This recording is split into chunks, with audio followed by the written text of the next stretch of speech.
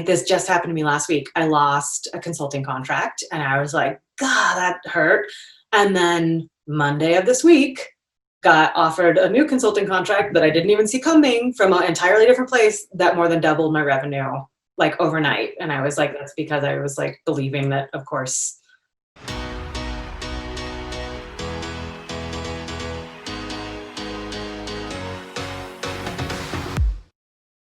What I'm most curious about is if we were to slow down at the moment when you realize, because there you are, go, go, go, go, go.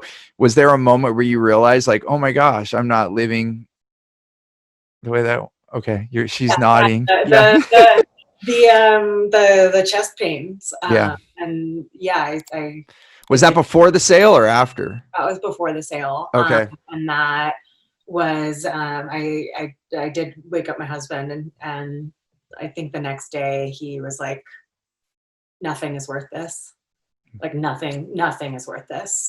So we need to exit. You need to be done with this. And I was like, okay, I agree. So I went to my business partners and I said, like, I either need to leave the company or we need to sell the company. And we were all on board that we wanted to sell.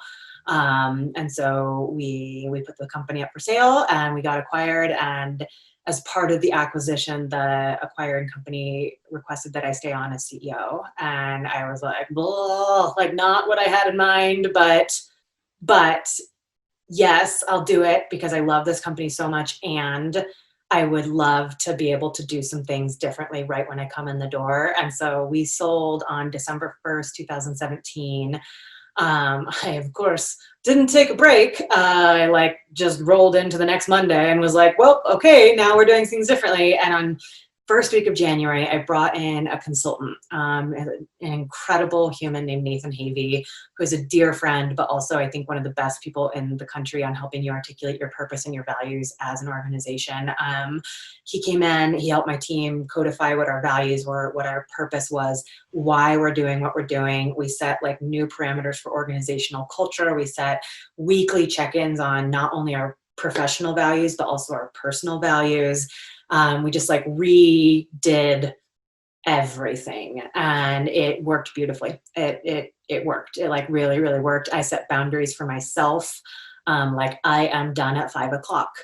I don't open my computer until 9 a.m. Like I don't work on the weekends unless we have like an event tomorrow. Like I put those boundaries down and was able to live by them for the most part. And then I got pregnant.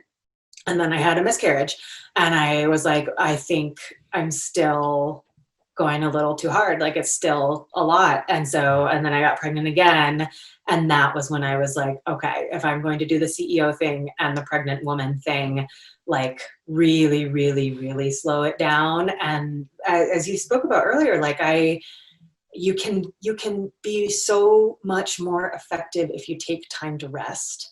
And I was able to, really work like 30 hours a week, still did my thing, put on multiple events, putting out the magazine, doing the whole thing with a team, of course. Like I'm not doing it by myself. I have a delightful, incredible team that was behind me doing everything. And when I had my baby, I went on 3 months of maternity leave, which for the United States is like, what? You went on 3 months of maternity leave as a CEO? But like for people in Australia are like, you only took 3 months to be with your baby. I'm like, yeah, it's insane. It's or Germans. I know some German friends that are like, how do you raise your children like that? No. Like it's that was probably a horrible accent, but anyway, they're like, they look at us like so confused. Like they look at me and they're like, what? How do you raise your children? You can hear my 14-month-old running around upstairs. So then, yes, I have my baby. I come back, I do the thing, and then my heart and soul was feeling done. I just felt this like sense of completion, like it wasn't my work to do anymore. I was feeling really inspired about some other projects that I started dreaming up. I am completely unemployable for the rest of my life. I think I will be an entrepreneur until the day I die because all I want to do is build things. And I wanted to have some freedom to like sit in that space of exploration. And so I resigned in February of this year. What a weird time to resign. No kidding. My last day was March 13th. And then we were locked down in our house on March 17th. So like full-time CEO to like full-time mom without childcare, locked in a house. It's just like crazy.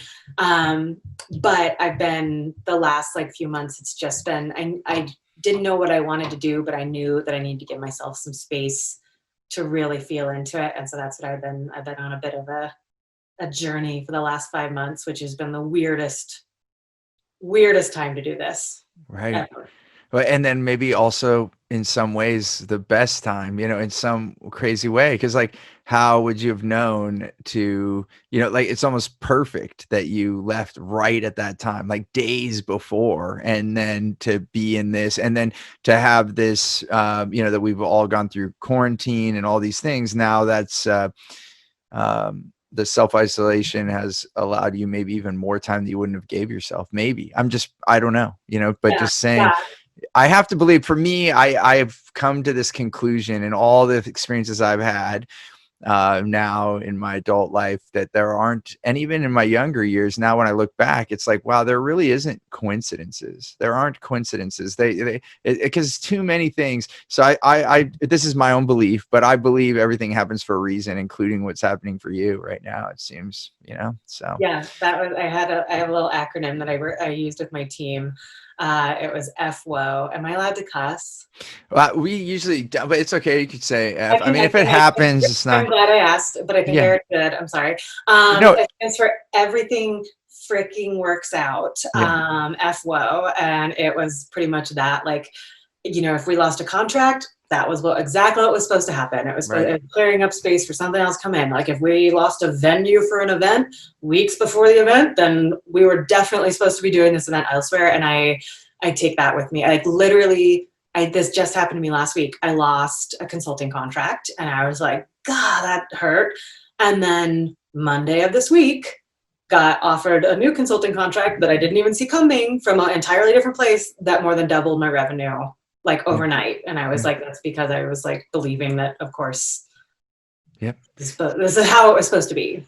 That's exactly it. And it comes back to that one thing that you just said, that I did the same thing when I got my first big coach, and it was like stopping work, like set a time. And now I teach everyone, plan your fun first, like even if that means the dinner with your family, or going to a dance class with your partner, or doing something fun. Because if you don't have a reason to leave work, people like you and me, we get really passionate about what we do, and many others do as well. And so it's easy to say, oh, I'll just put the hours in. But then again, we don't get the recovery. And then I didn't realize how I was really working half mass. Like I was really not putting the full, I think once I started to take those breaks, like you're saying, like, okay, I'm stopping at 5 and I'm not going to show back up till 9. And I use airplane mode on my phone now. Like I'm just like, okay, done. Boop, the whole phone's off. Unless I'm not with my family for whatever reason, then I would do like a do not disturb or something, just in case there's an emergency call. But other than that, I'm like complete shutdown. And it's the best thing I ever did in my life, both for my business and for my life, because then I showed up at work way stronger, way more alive. And people that look at me now, I have friends that have known me all this time, and they say, oh my gosh, you look younger. Like I've actually, I've in a way, I've gone backwards. In my 20s, if you look at pictures of my 20s, I do look older. I can look at it, I'm like, oh my gosh, that's how much I was working. Because sometimes I would sleep 4 hours or something, like get right back up and go. It's crazy the stories we tell ourselves about how we're supposed to work. It's crazy.